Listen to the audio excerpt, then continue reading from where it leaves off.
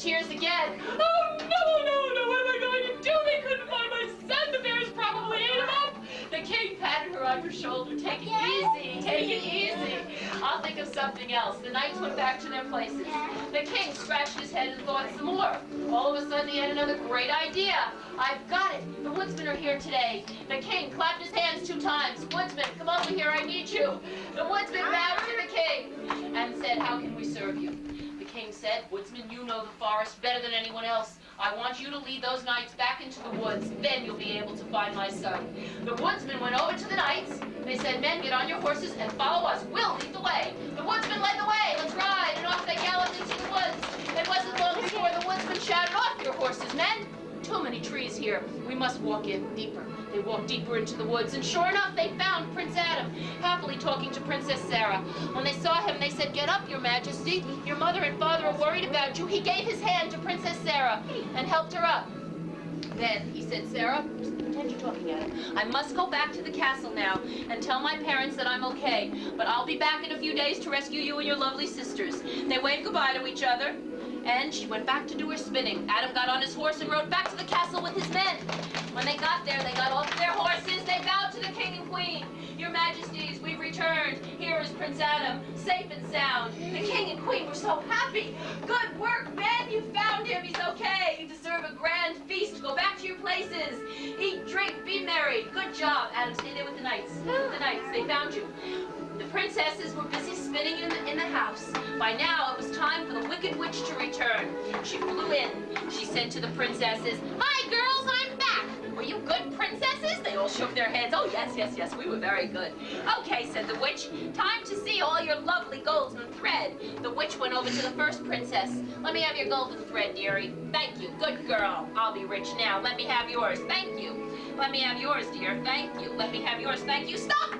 Oh, this is getting heavy, said the witch. I've got to go put it in the storeroom. She put all the heavy straw in. Then she gave the princesses more straw. Here you go, no breaks for you. Keep spinning. Finally, she made it down to Princess Sara.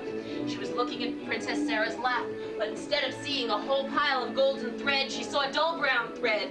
The Wicked Witch screamed, Sara, were you talking to a prince while I was gone? Princess Sara shook her head. Yes, I cannot lie. I was. I admit it.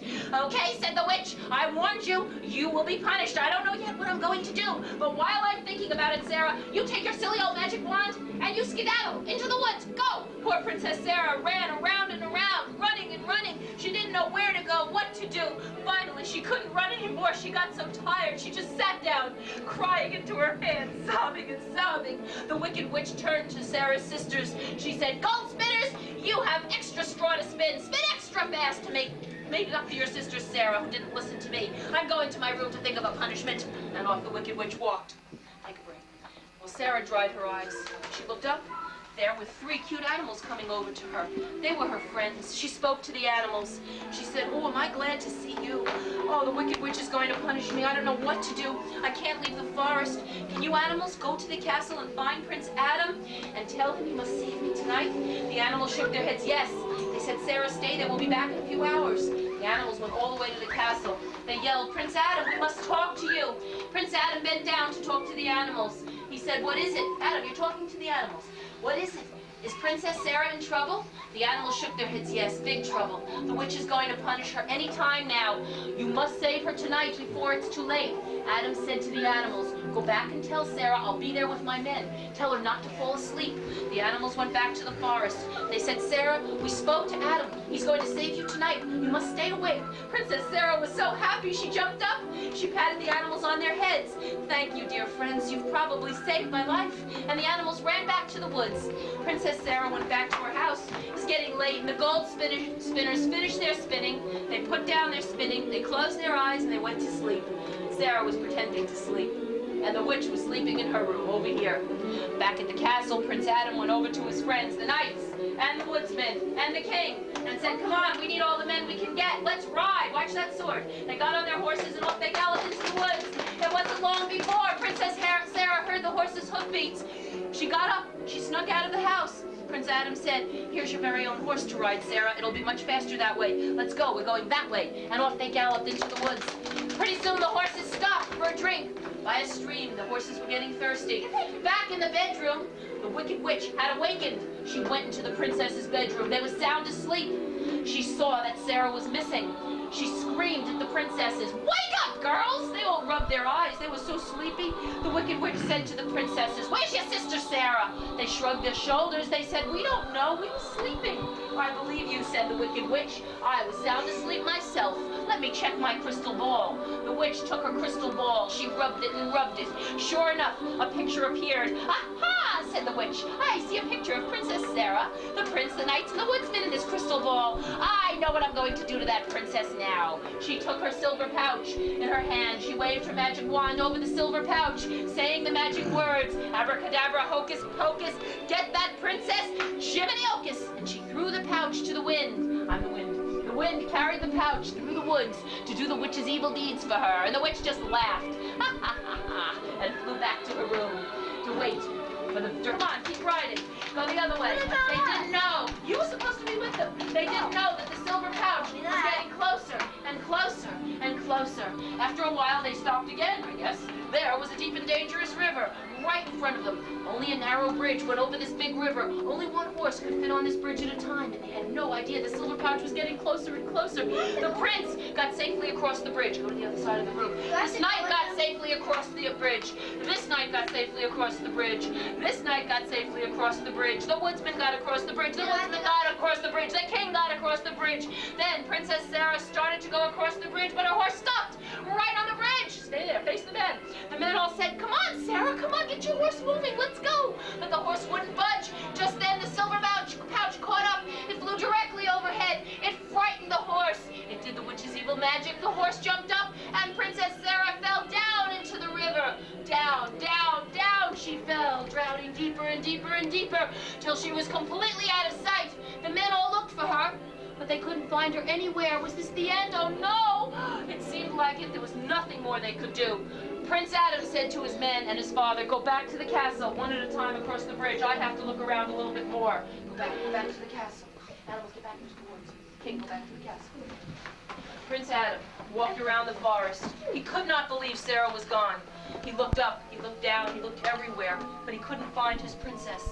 Just then, he looked straight down. At the bottom of the river, he saw a beautiful pink flower growing at the bottom of the river.